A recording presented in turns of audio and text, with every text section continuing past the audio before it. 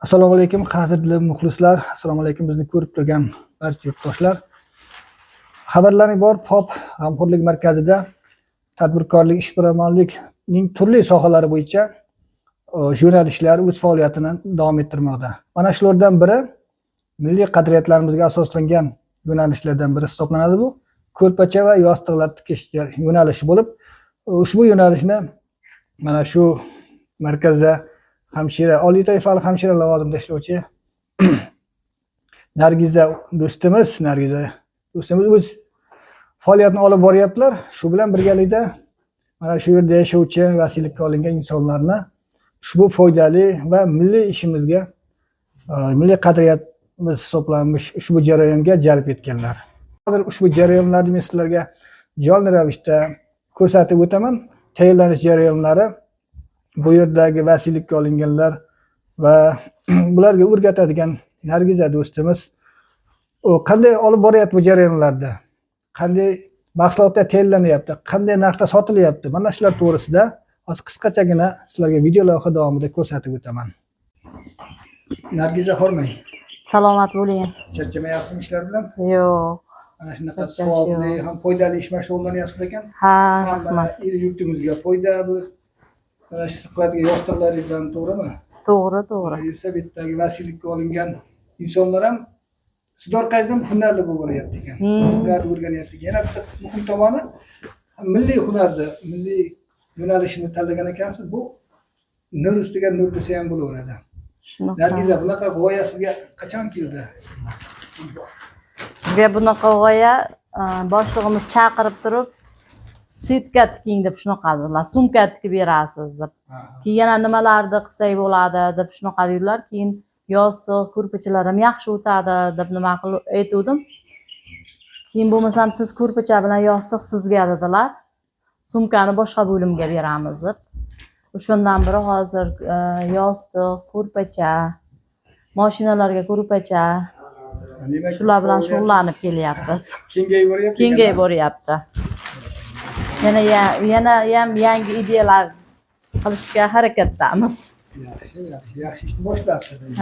Boshlaganingizda biroz ikkilanibroq boshladingiz-a? Ha, nima bo'larkan deb baribir ikkilanib boshladik-yu, yaxshi boshlanishi yaxshi bo'ldi. Oxiri ham mana hozir 40 ta zakaz tushgan. Bitta kelinchakka tikyapmiz hozir. Bugun xudo xolasa bitirib, egalarni chaqirib berib yuboramiz. Nargiza, endi ko'pchilikka eng muhim jihat bitta tomonda. Buni ko'rpacha, yostiqlar, narx-navolar qanaqa bo'lyapti? Ana shular ko'proq olimlarga qiziq.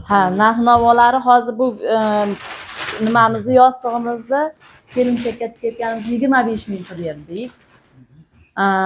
Jupini 45 ming sotyapmiz. Jupini 45 ming sotyapmiz. Bu kelinchaknikicha og'irroq, keyin kattaroq bo'ldi ularga nisbatan. Bozordan arzon, lekin bozordan arzon sotyapmiz. Hozir mana shu bundan ko'ra kichkina yostiq, bu bir jup bo'ladi, o'shani 45 ming sotamiz.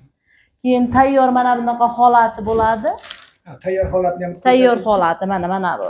Ko'pchilik mana shunga qiziqib shundan olishyapti. Bu donasi 40 ming, jupi 80 ming bo'ladi.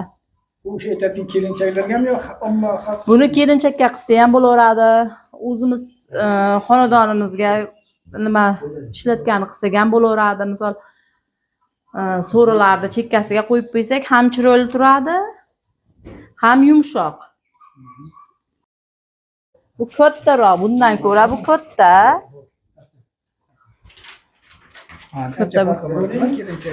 Ancha farqi bor. Shuning uchun bu juda qimmatroq. Bu ham mana kelinchakka qilindi bu ham. Mana. Yaxshi, chiroyli bo'pti. Uchala haligi dizayndagisi ham chiroyli ekan bir-biridan Nargiza. Hozir bozordan ko'ra arzon qilib qo'ydik. Demak, bozorga nisbatan arzonroq. Yaxshi, lekin sifati o'sha bozordagi bilan bir xil. Yo'q, bozordagidan yaxshi. Bozordagidan yaxshi. Bozordagidan yaxshi. Sifati yaxshi bozordagidan. Yaxshi Nargiza, ishlaringga omad, charchamanglar. Rahmat, sog' bo'ling. Do'stlar, o'zlaringni munosabatlaringiz, ya'ni bittadan layklaringni ayamanglar. Sababi bu layk men uchun emas, mana shu yerda tadbirkorlik faoliyatini olib boradigan Nargiza do'stimiz va o'zlari mehnatga jalb qilgan vasiylikka olgan insonlar uchun bo'ladi. Ularning mehnatlarini qadrlab, shu bilan birga qo'llab-quvvatlab tursak, oramizda men aytganimdek, ishbilarmonlik, tadbirkorlik yo'nalishidagi insonlar ko'payib boraveradi. Tadbirkorlar oramizda ko'paygan sari yurtimiz bundan-da ravnaq topib rivojlanaveradi. Demak,